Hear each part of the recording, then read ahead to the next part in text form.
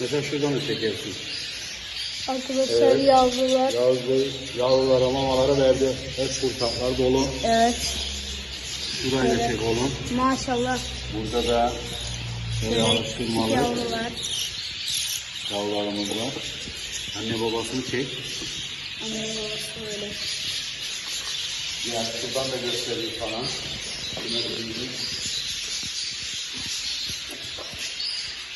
Yavrularını sana. Bakın maşallah yumurta bile var. Anne babayı göster. Mama yiyorlar hala. Böyle. Burada da var. Evet. Bunu gösteremiyoruz çünkü içinde kuş yatıyor. var. Soğuk burası da.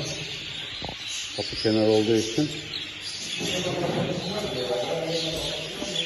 Onu gösteremedik.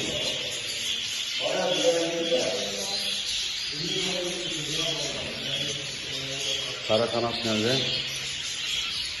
Bunlar da kara kanatlarımız.